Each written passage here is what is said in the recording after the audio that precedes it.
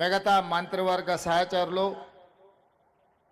శాసన మండలి సభ్యులు, శాసనసభ్యులు, తెలంగాణ రాష్ట్ర ఐఏఎస్, ఐపీఎస్, ఐఎఫ్ఎస్ అధికారులు ఈరోజు ఇక్కడ చూస్తుంటే కృష్ణా గోదావరి నదులు హైదరాబాదు నగరంను ప్రవహిస్తే ఎలా ఉంటుందో తెలంగాణ నలుమూలల నుంచి మా ఆడబిడ్డలు తెలంగాణ తల్లి విగ్రహావిష్కరణలో పాల్గొని ఈ కార్యక్రమం ఒక అద్భుతమైన కార్యక్రమంగా చరిత్ర పుటలలో శాశ్వతంగా నిలిచిపోయే విధంగా ఇందులో పాల్గొన్న ప్రతి ఒక్కరికి మనస్ఫూర్తిగా నా శుభాకాంక్షలు.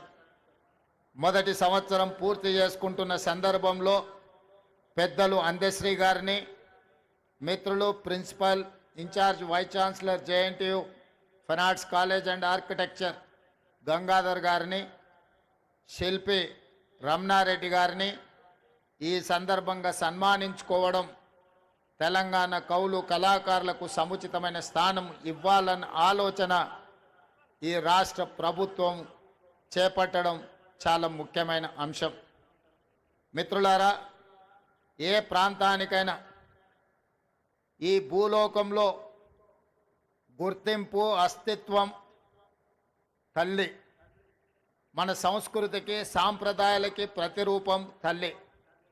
4 కోట్ల తెలంగాణ ప్రజలు దశాబ్దాల కాలం పాటు పోరాటం చేసి అమరులై సాధించుకున్న తెలంగాణ రాష్ట్రంలో ఈరోజు మన తెలంగాణ తల్లిని ప్రతిష్ఠించుకోవడం మనందరికీ గర్వకారణం. ఈ సందర్భంగా ఉమ్మడి రాష్ట్రంలో సమైక్య పాలనలో ఆనాడు తెలంగాణ సంస్కృతి మీద, సాంప్రదాయాల మీద దాడి చేయడమే కాదు, హవయేళన చేస్తూ తెలంగాణ ప్రజల్ని అవమానించిన సందర్భాలు ఎన్నో మనం చూసినాం.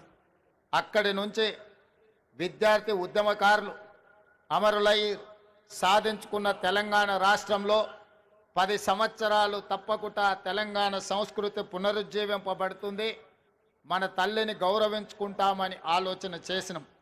కానీ